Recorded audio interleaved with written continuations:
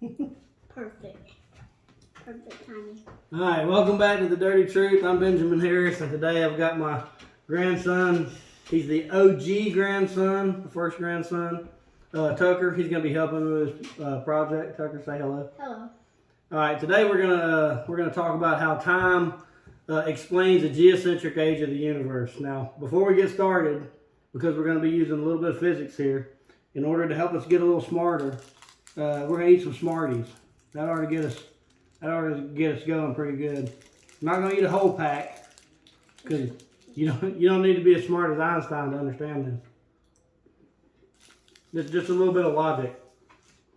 All right. I should have started this video series with this information because some people just can't understand the logic behind it. I'll link the other videos in the description below, but this video will explain the history of time. So, historically, time is based on the Earth's axial rotation measured from midnight to midnight. This rotation is then broken down into a 24-hour time frame. So you have 24 hours in a day, which is broken down into 60 minutes in 1 hour and 60 seconds in 1 minute. So the astronomical time, so one astronomical day on the Earth, it experiences 24 hours or 1,440 minutes or 86,400 seconds.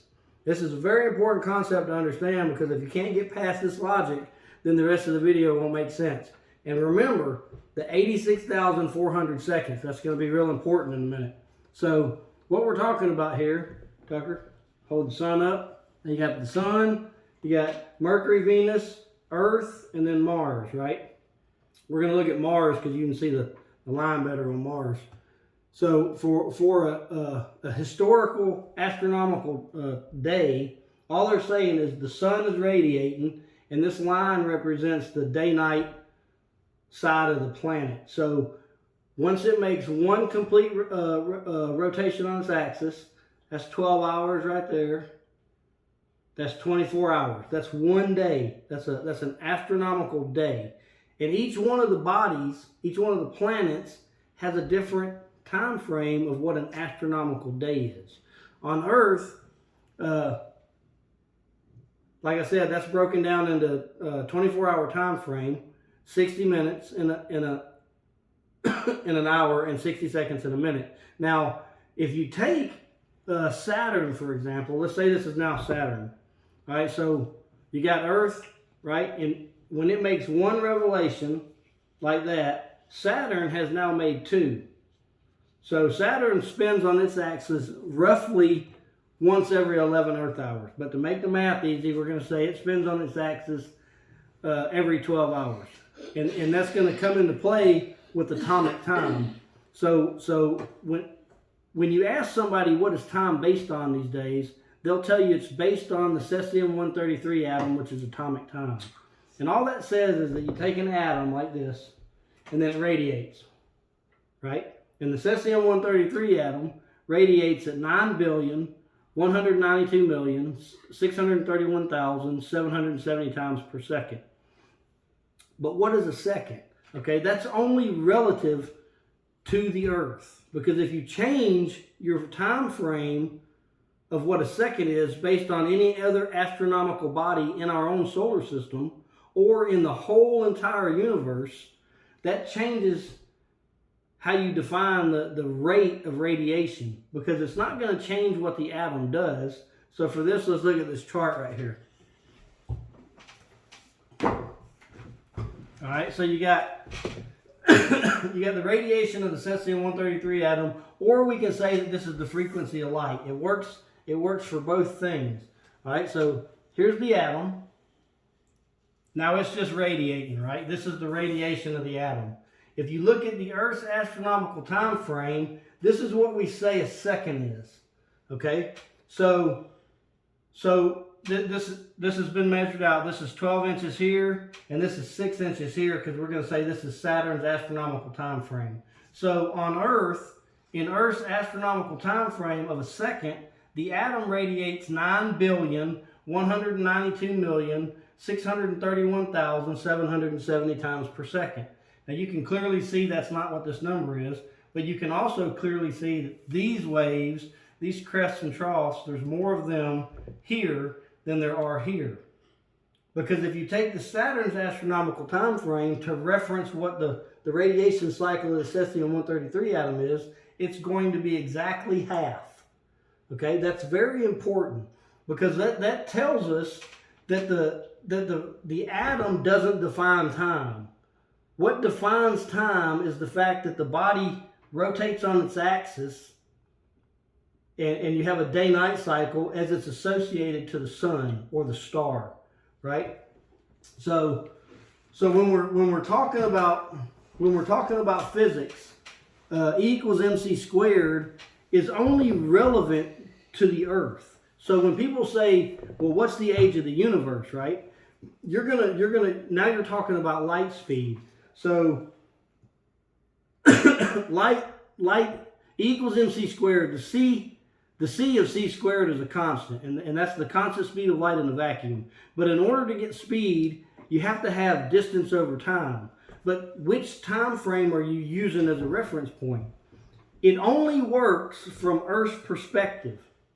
If you change time, the way that you define time astronomically, because the atomic time is directly linked to the astronomical time. So if you change time from any other perspective, from any other body in the solar system, the age of the universe changes. So light, for example, travels at 186,000 miles per second. But that's only as we understand time defined on Earth. If you look at how you define time based on Saturn's astronomical unit of time, where we made the math easy, just said it was 12 hours instead of 11, then it's exactly half Earth. So if light travels at 186,000 miles per second as perceived from Earth, that means it only travels at 93,000 miles per second as perceived from Saturn, because a second is twice as fast. So right here, hold this up again. All I'm saying is, whenever you're measuring time, this is the frequency of light, and the way that you measure that is from a fixed point. And how many of these crests and troughs will go by this fixed point in this time frame? See what I'm saying? So if you change the time frame, there's going to be fewer crests and troughs. That means that whenever they say that the universe is 14.5 billion years old, they base that on the supposed distance to the stars measured by light. So it's how far light travels in 1 year.